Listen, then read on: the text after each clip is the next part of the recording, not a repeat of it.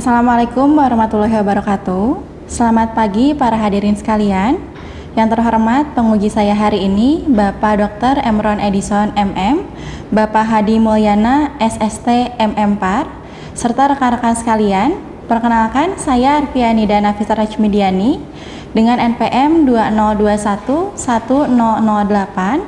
yang dimana pada kesempatan kali ini saya akan memaparkan mengenai hasil penelitian skripsi saya yang berjudul Pengaruh Pemasaran Digital dan Citra Destinasi Terhadap Keputusan Berkunjung di Desa Wisata Lebak Muncang. Adapun untuk topik pembahasannya, yang pertama adalah latar belakang, yang kedua rumusan masalah, teori, lalu ada kerangka pemikiran, hipotesis, metodologi penelitian, uji instrumen, analisis deskriptif, analisis verifikatif, pembahasan, kesimpulan, dan saran.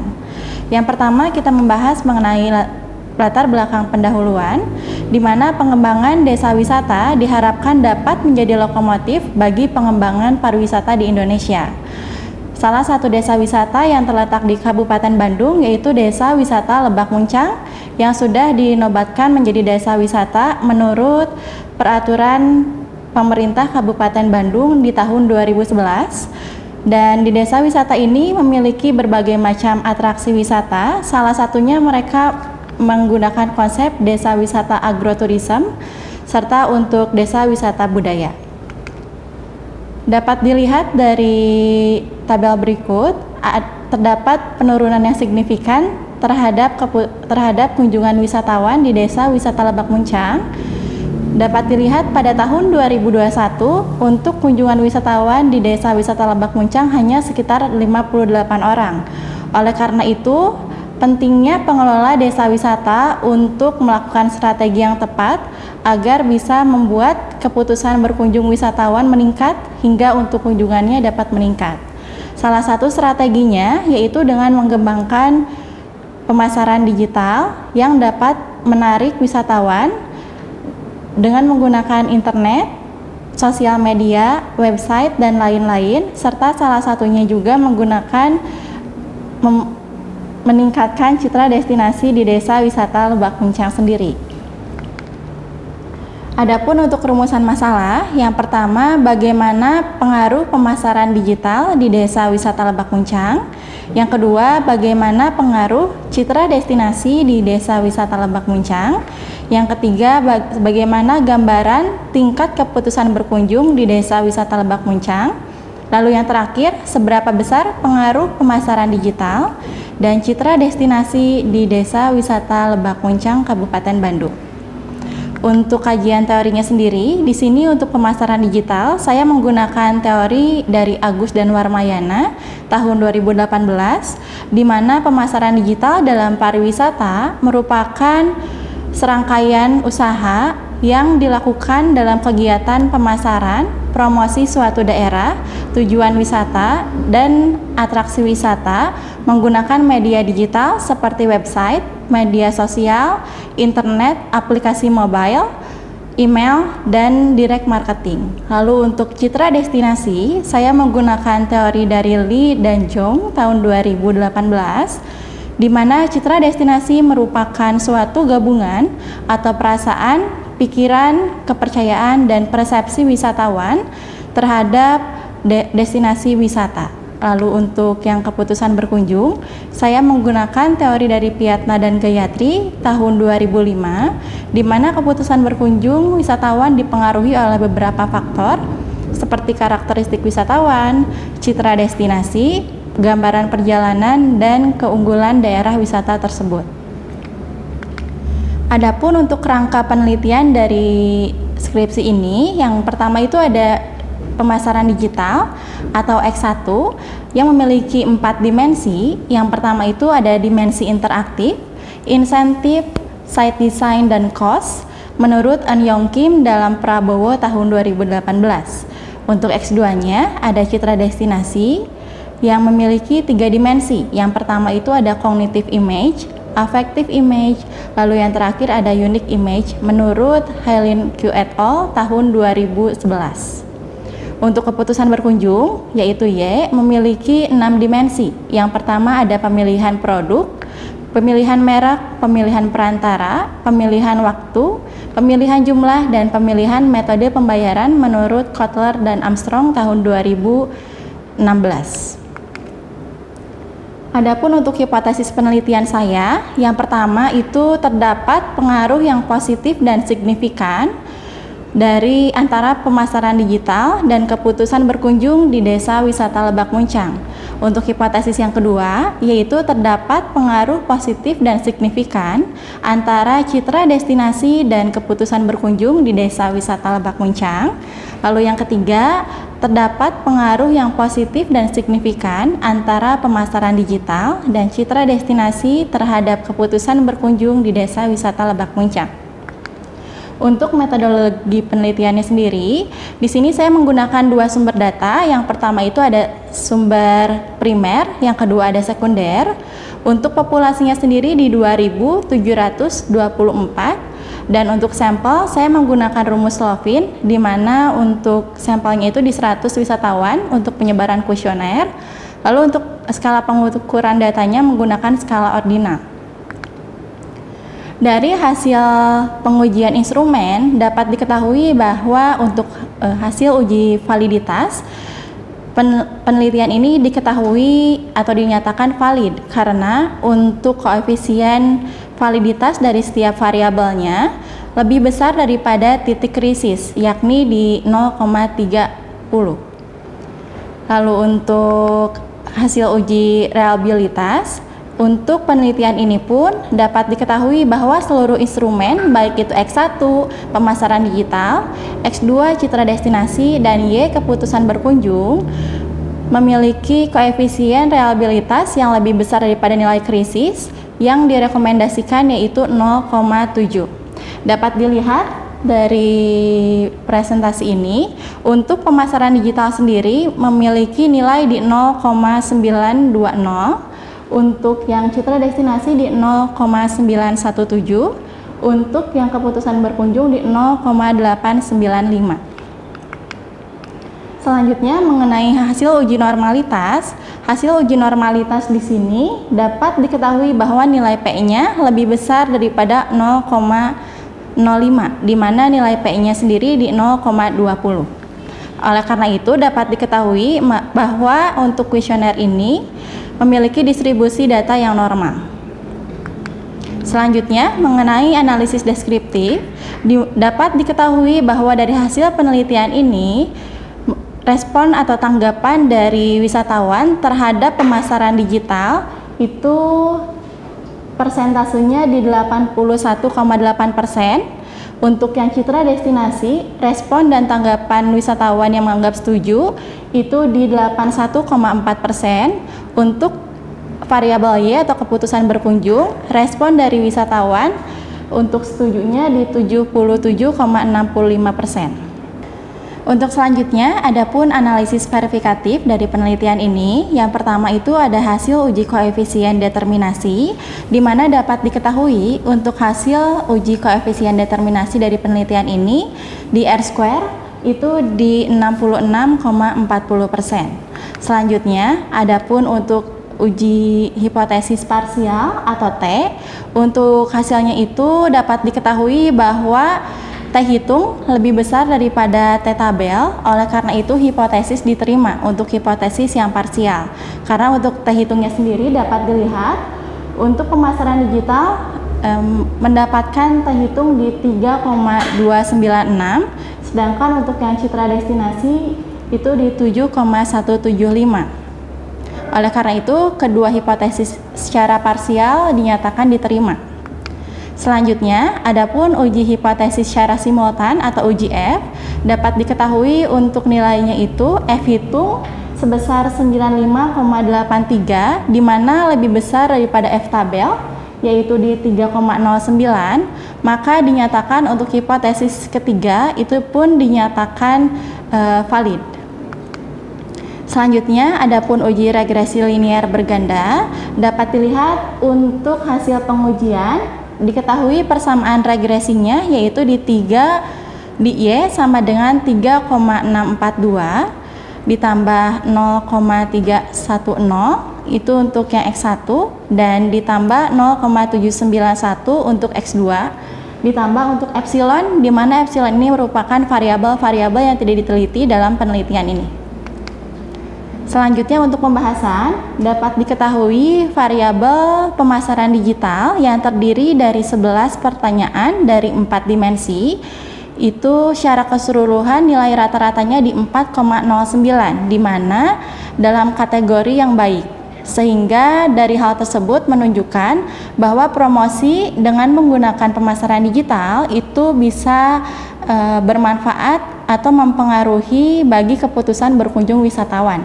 Lalu yang kedua, dapat diketahui bahwa citra destinasi yang terdiri dari 9 pertanyaan dari 3 dimensi itu menunjukkan secara keseluruhan nilai rata-ratanya di 4,07, di mana dalam kategori yang baik, sehingga dapat disimpulkan bahwa untuk citra destinasi pun dapat mempengaruhi keputusan berkunjung wisatawan untuk berkunjung ke suatu destinasi wisata.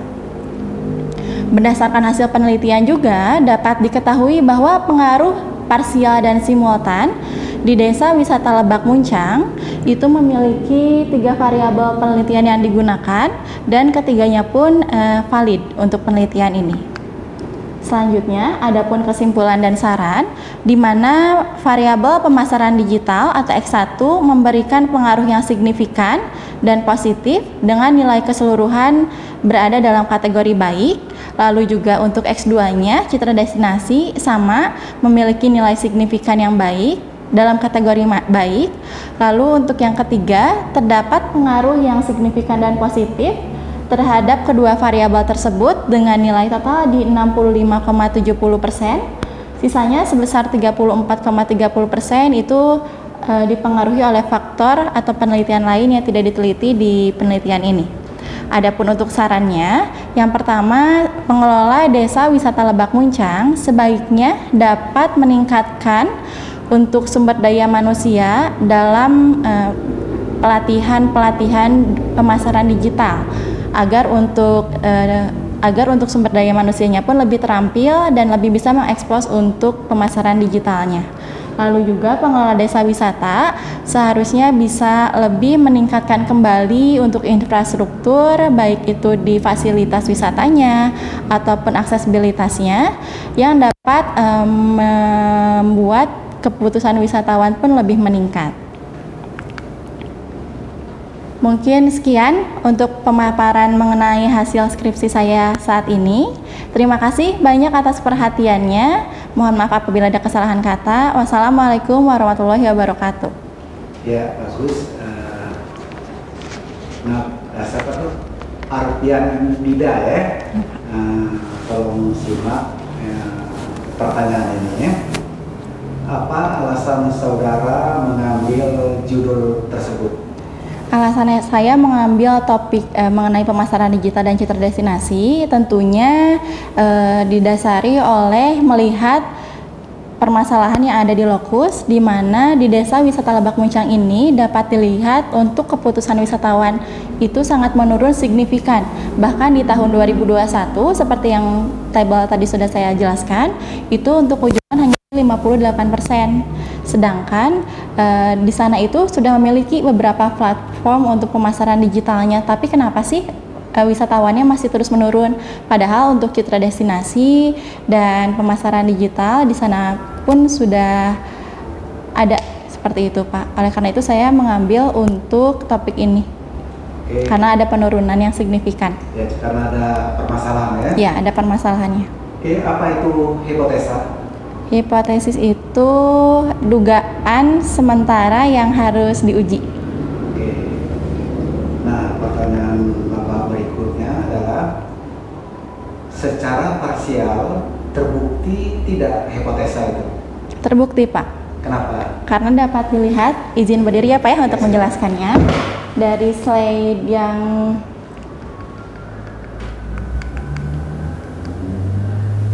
ini, bahwa untuk T hitungnya itu lebih besar daripada T-tabel, di mana untuk terhitungnya di 3,296. Oleh karena itu hipotesanya valid atau disetujui. Oke, mungkin bukan valid tapi signifikan. Signifikan. Ya, oke ya. Kalau secara simultan? Untuk secara simultan valid signifikan Pak, karena untuk dari hasil penelitian dari F hitungnya itu lebih besar daripada F tabel, di mana F hitung itu sebesar 95,83%, 95,83, mohon maaf, untuk F tabelnya di 3,09, sehingga untuk hipotesisnya dinyatakan signifikan. Oke, berarti saudara sangat memahami ya. Coba saya mau tanya, berapa koefisien determinasinya? Untuk koefisien determinasi dapat dicek di sini, itu di R-square-nya di 0,664 Pak. Oke ya, berarti cukup bagus ya R-square-nya ya. Nah, pertanyaan berikutnya, coba berapa standar validitas? Untuk standar validitasnya sendiri, karena saya menggunakan teori dari Bapak Emerald Edison sendiri, itu ada titik krisis, di mana titik krisisnya itu di 0,30, dan untuk semua pertanyaan di kuesioner saya kebetulan lebih dari 0,30, sehingga untuk semua pertanyaan disebutkan valid. Iya, reliable nggak? Ya, karena untuk semua pertanyaan lebih besar daripada titik krisis di 0,7. Oke, saya kira saudara sangat memahami ya. Nah, pertanyaan berikutnya, apa itu epsilon? Untuk epsilon ini merupakan faktor-faktor yang tidak diteliti dari penelitian ini, Pak. Iya. Ya. Rumusnya? Untuk rumusnya 1 dikurangi dari R square. Epsilon ini, iya. Ya. Oke. Total pengaruh berapa? Untuk total pengaruhnya sendiri dari penelitian ini dapat dilihat dari, coba berapa pengaruh? Dapat dilihat dari yang ini Pak, yang mana? Yang koefisien determinasi, di mana untuk pengaruhnya di 0,664 sesuai dengan R square. Iya, jadi hanya dibalik saja pertanyaan berapa pengaruh atau koefisien determinasi ya. Kamu menggunakan PET analisis? Tidak Pak. Kenapa? Karena tidak ada hubungan antara X1 dengan X2-nya Pak, jadi tidak ada kausalitasnya. Oh ya, tidak ada hubungannya. Saya kira kamu sangat memahami. Apalagi ya yang Bapak tanyakan ya. Bapak, saya izin duduk. Silakan. Terima kasih Pak. Oke, saya kira cukup bagus ya. Jadi mungkin Bapak cukupkan pertanyaan dari Bapak. Untuk selanjutnya dari Pak Hadi Mulyaman. Baik, terima kasih atas paparannya. Ada beberapa yang saya tanyakan ini tidak dalam hal di metodologinya, lebih ke apa namanya deskripsinya ya. Nah, yang pertama itu tadi saya ingin tanyakan itu apa saja hasil temuan dari penelitian ini? Dari hasil penelitian ini dapat diketahui bahwa terdapat pengaruh Pak. Yang pertama itu untuk pemasaran digitalnya ternyata berpengaruh yang signifikan dan positif terhadap keputusan wisatawan. Oleh karena itu sebaiknya itu tadi Pak, saran dari saya untuk pengelola di sana lebih bisa meningkatkan untuk kualitas SDM-nya untuk penggunaan di pemasaran digital. Lalu yang keduanya dapat diketahui bahwa ternyata citra destinasinya pun di desa wisatawan sudah cukup baik, di mana untuk dari deskriptif ini dapat diketahui bahwa nilai rata-rata dari kuesioner di 4,07 atau dalam kategori yang baik Pak, seperti itu. Oke, baik ya. Tadi sudah banyak sama Pak Emron gitu ya. Jadi nah pada saat penelitian ini ada nggak hambatannya, apa saja pada saat penelitian? Baik, untuk hambatan sendiri sih Pak sebetulnya dalam penyebaran kuesioner.